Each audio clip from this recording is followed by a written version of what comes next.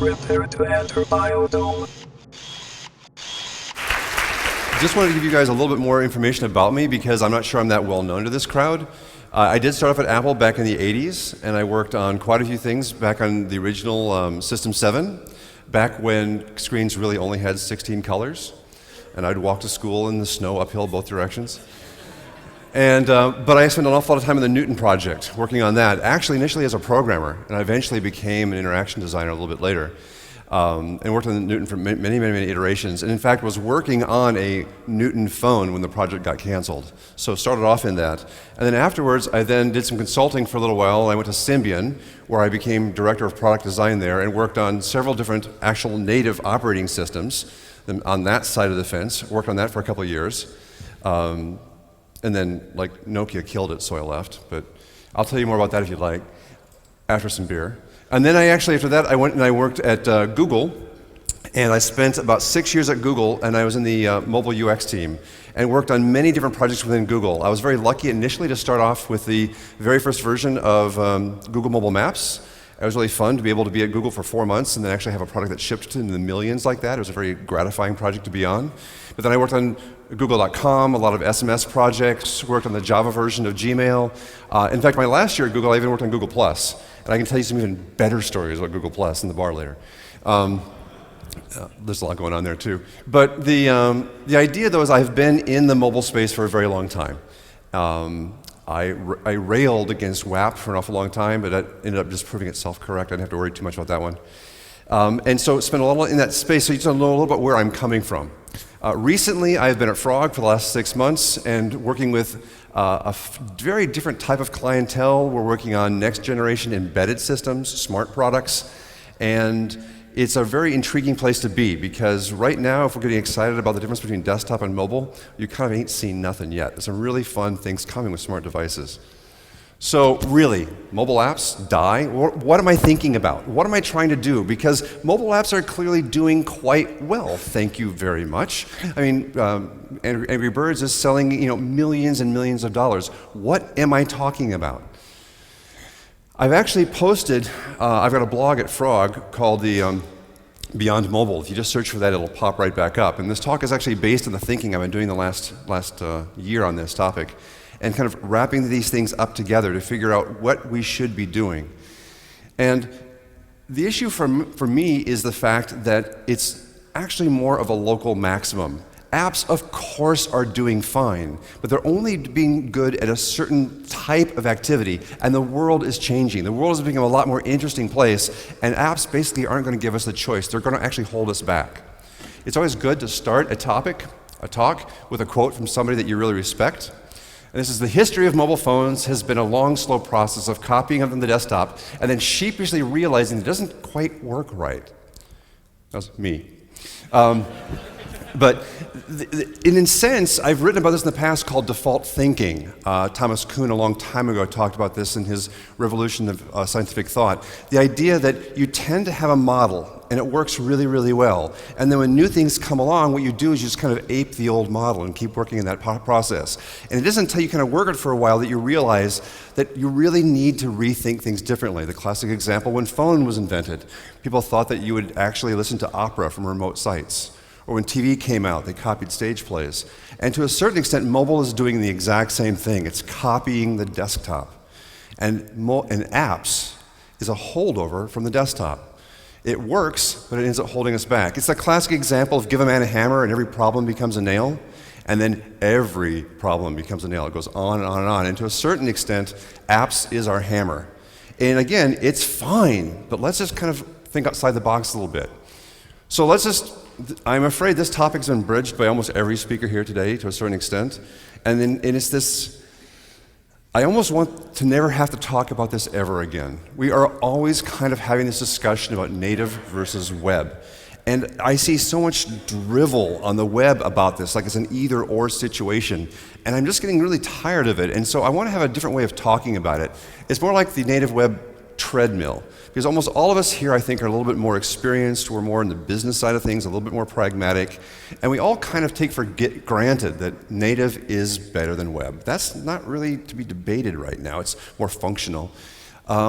But what ends up happening is that as you do your work and you try doing your native apps, you might try a couple of different platforms, and then you just realize that when you port to multiple devices, it really gets to be obnoxious. It's really painful. So you switch and you try writing, then of course, a web app.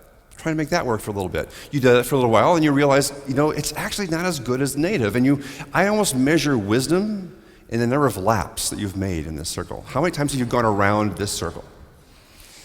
And so it's really this frustration that, yes, this is a complicated, messy beast. Native is good at some things, web is good at others, and yet somehow it gets turned into this kind of one must win, one is better. And in my mind, I've talked to an awful lot of people about this, and 4 kind of personality types emerge when you talk to people about this. And this problem can only be solved by 4 certain approaches, and they each kind of bring their own style to answering this problem. So these 4 visionaries, the first is what I would call the fanboy. And the fanboy basically believes that my platform is best. If you would just use my platform, we could all do native, thank you very much. And yeah, to a certain extent, there's actually some logic to that. I mean, the world was a pretty nice place in 1995 when IBM kind of won, or Windows won, and we just all had Windows platform. But no one in this room is ever going to believe this because the world is a changing place. 30 years from now, are we all going to be using iPhones? I mean, at some point, the paradigm does change. It only happens if you have this kind of chaotic environment. So I can kind of easily dismiss a single platform fanboy. The next is the uber capitalist, kind of accentuated maybe by Angry Birds, which is that if you just simply have enough money, you just port and shut up. And that really is the type of person that doesn't last very long in this industry, because even Google has admitted that it cannot afford to port its apps to all the different platforms. And if Google's not willing to do it, I think that speaks an awful lot for the rest of us. Then there's what I would call the web pragmatist. That's Carl, by the way, from the movie Up. And this is, I would think, maybe a lot of people in this room. You have kids, you have to put food on the table, you've got things to do. You are not here to change the world. You're just here to get your job done. You know what web is good at, you get your client to make sure you understand that, keep the expectations in line, get the thing out the door. There's just let me get my job done, right? And I think to a certain extent that's very understandable. And then the final category is what I'd call the web enthusiast. And this is Russell from Web as well. And this is the kind of person that thinks terraforming is a really cool idea, right? Which is the long-term thinker. Let's change things. Let's really make things work. And I think to a certain extent, there's a little bit of this in all of us. And I appreciate that an awful lot because we want things to get better. And we just can't, if you don't know what you want, that's what you get kind of feeling, right? And if you got to kind of work at this a little bit. So I can pretty much tell you that the world is kind of divided up in these 4 categories of people. And you know what? That's pretty much me, okay? I'm a pragmatist. I want to get my job done. But we're at a conference of really smart people. We have a couple of days to kind of let our hair down and just do something a little bit different. So just for today, maybe tomorrow, how about we just be a little bit more like Russell, okay? So I'm going to discuss some pretty crazy ideas, but let's just say, what if? Let's try, where can we go? So, how can we be more like Russell? And to a certain extent, the world of native is represented by this kind of just gigantic ball of what native is really good at. Be ready now. Venn diagram coming. And here's the bubble of what web can do. And for me, the issue is the fact that, yes, there's clearly an overlap for it. And the reason why I am so frustrated with mobile apps in particular is that even though there's this wonderfully obvious and pretty straightforward area in between where not only can you do it equally well on the web, but as a lot of people have talked about, so Jason was talking about the fact that links don't launch apps, right? So the whole idea is that links allow you to do things in a way that a regular native app could never do it. And yet, because of what I've actually written about previously called app myopia, it's one of my blog posts, that even though you have this fairly straightforward and not terribly controversial area to write, people will still focus on native. It's very, very frustrating to me that we have this area, and yet people don't even want to consider it. So that's my first step. It's just the fact that native apps kind of suck up all the oxygen. And in fact, it gets even more interesting because there is, just today, Max's list of all the amazing things that are coming, all the APIs, it's pretty clear this is going to move over time.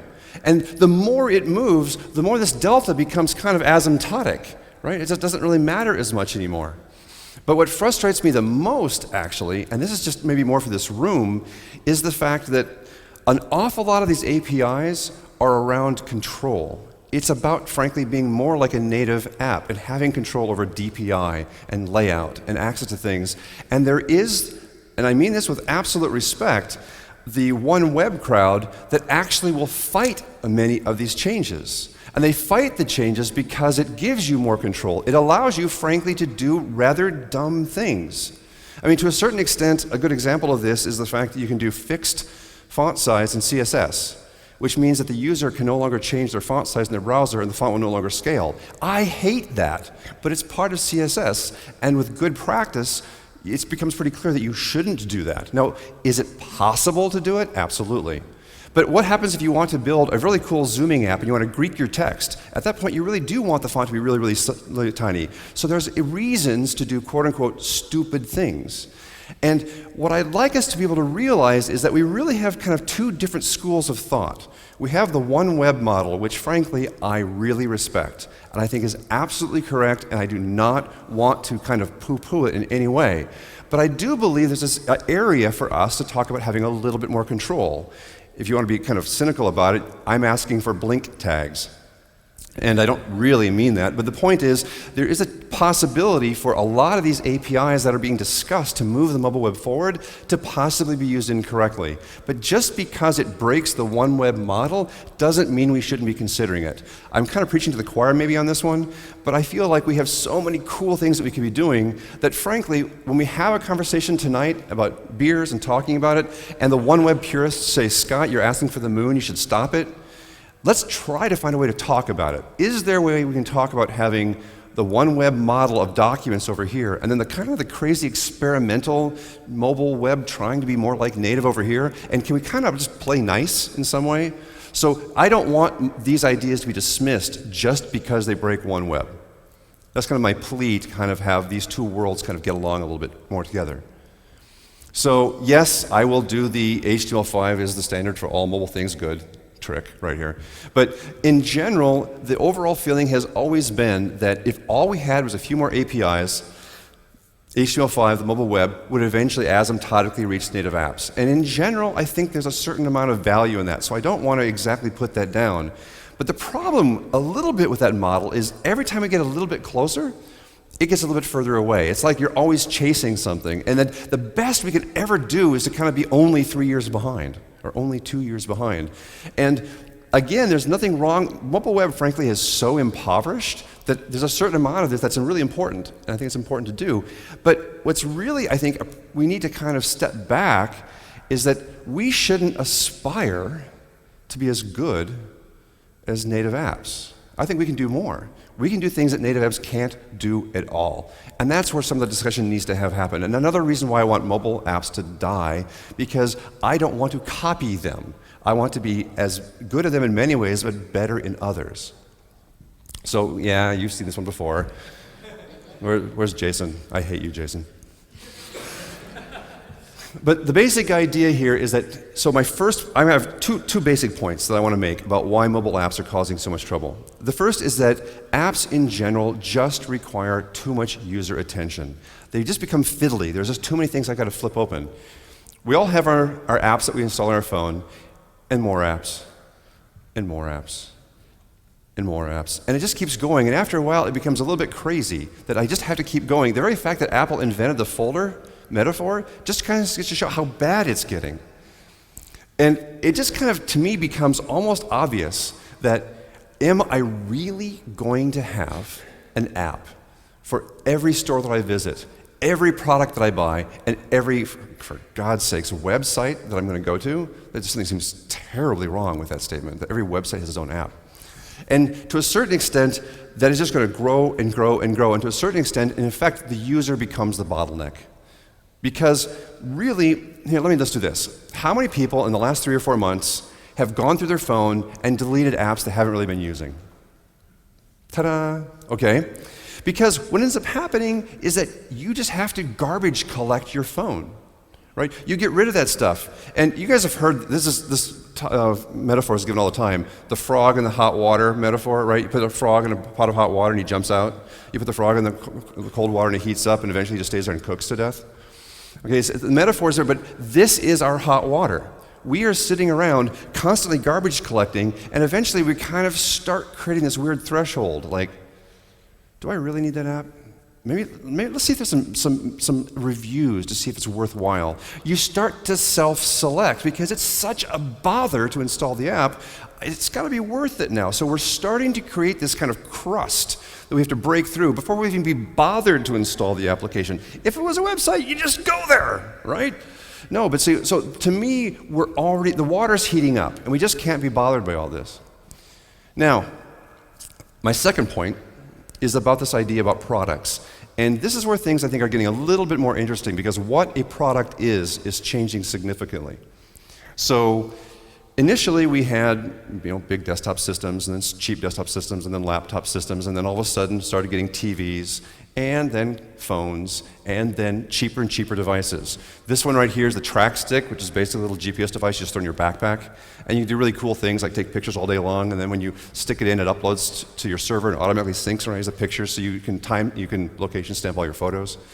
This little fellow right here is a Poken. Anyone ever seen a Poken before? They're at conferences. They had them at Kai this year. It's basically a little tiny USB thing with the world's tiniest battery. And what you do is you walk up to people at a conference and kind of go, hey, and then you like tap each other and it glows, kind of pinky, like Tamagotchi, but like really friendly Tamagotchi. It's kind of cute. And then at the end of the conference, you can plug it in, and everybody that you've met kind of shows up. It's like a contact exchange.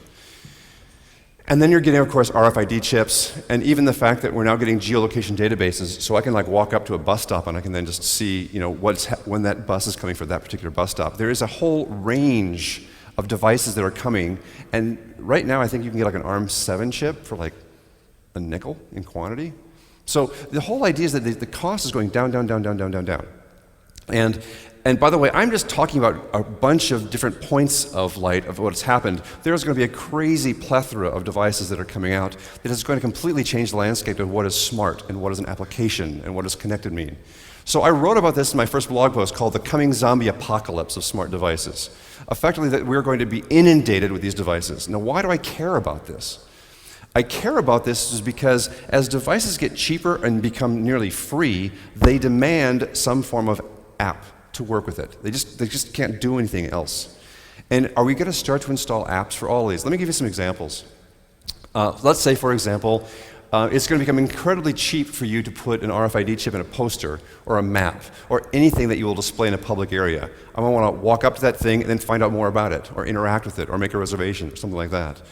I'm actually working with a company right now. It's a healthcare product company, not a ketchup company, that actually is putting RFID chips in all of their products so that when you can pick it up in the store, two separate things can happen. One is that you can actually just get the app for the platonic ideal of ketchup and know more about the product and kind of do brochureware and so forth. But actually, once you get the product home with a little bit of memory on your phone, you can start to have this particular bottle of ketchup. When did I buy it? How many times have I used it? When does it expire? Do you want to buy some more? And things like that. So you can start to kind of expand from the generic QR code concept to more like I'm dealing with this particular product.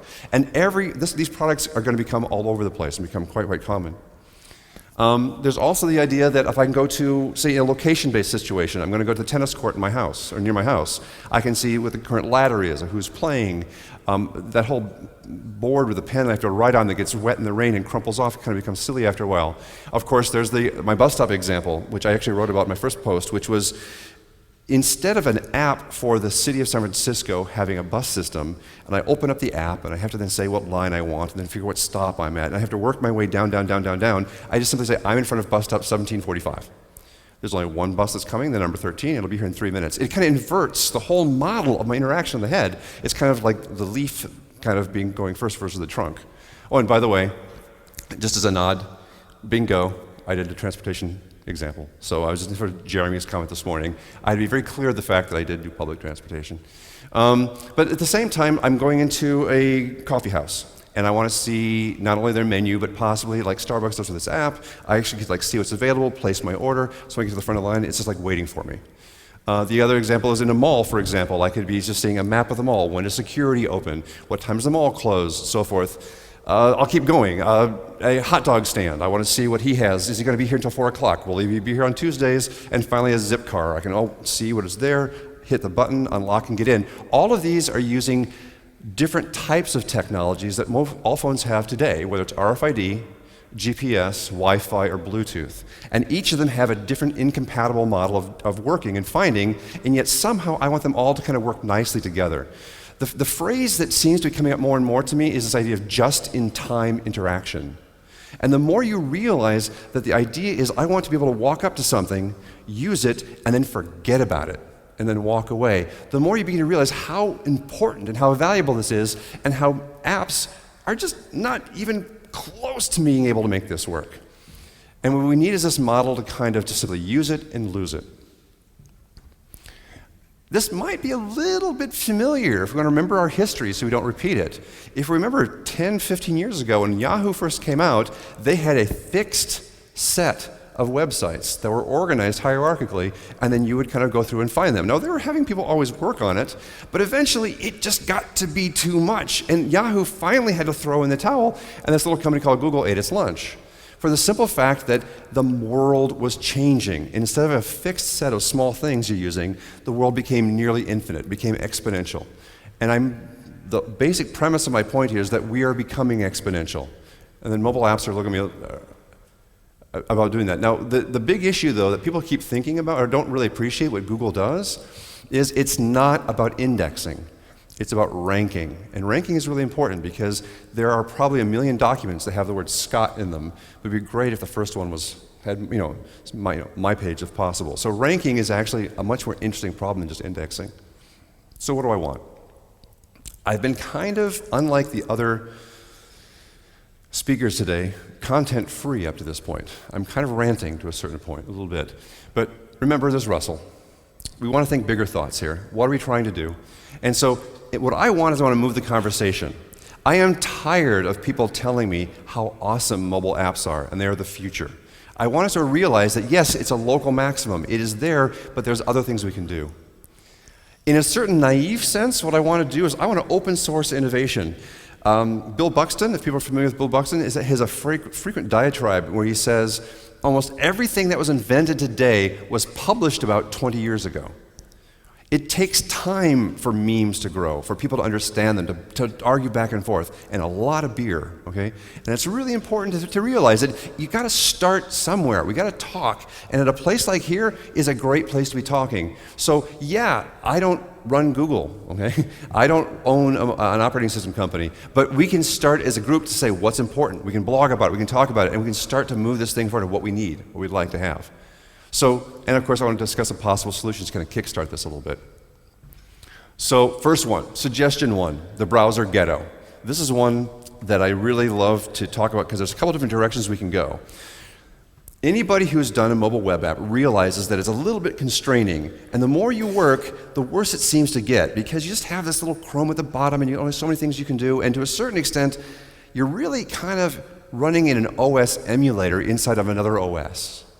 You can't do what the phone is capable of doing. You almost have both hands tied behind your back. And it's just sometimes frustrating. A lot of the APIs out there are kind of working on that.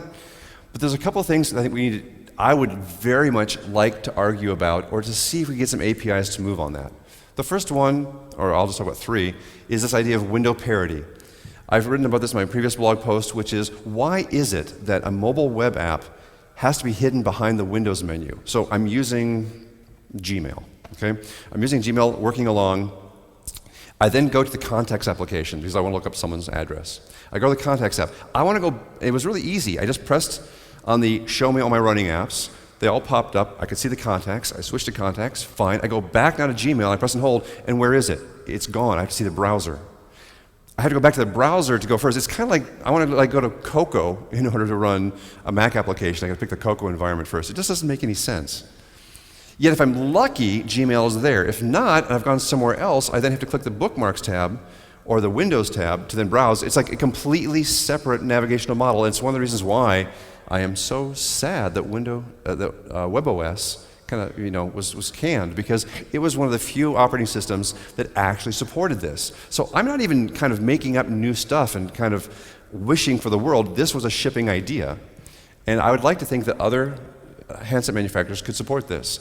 Background processing is an obvious one. We've all talked about that. You can't write anything interesting without that. And fingerprinting is more on me kind of having more control. I want to know the DPI of the device. I want to know a lot more about the process. And there's a lot of APIs out there that are trying to give me more information about it. So there's a lot that's kind of being presented and being discussed. And I feel that's very important for us to be able to break out of what a phone can do, what a browser can do within a phone. But if I could just be a little bit more aggressive. First of all, I like to manipulate the damn spec, right? That's one of the problems we have right now, is that there's enough specs out there right now, and companies like Google and Android actually have it in their best interest, in my mind, this is being a little provocational, to actually drag their feet. I can probably be a little bit more opinionated on this because I was actually in the mobile team at Google, and I talked to the people on the mobile team about, for example, 2 years ago I came to know the fact that the CSS3 transforms, the 3D transforms, were not implemented. And they kind of went, yeah, we know. I'm like, so fix it. And they're like, we will, but it's number 85 on our list. We'll get to it. And they fixed it last month, okay? 3.1 finally fixed 3D transforms. So the people at Android are not evil people, and I'm not trying to throw stones. They're just busy. And to a certain extent, there is a natural lock-in that comes from having your application more powerful than your web browser, because if you get more app developers, more people will end up using your platform. The very fact that your browser becomes better almost cedes control away. So there's almost a natural reason for them not to want to do it. Now, I'm not at all suggesting that either Android or Apple is trying to sabotage the browser. That's ridiculous. All I'm saying is they're not moving fast enough for me, at least. So what are we going to do? There is a very, very grim statement that comes from medics in war that says the patient always stops bleeding. He may not survive, but he always stops bleeding.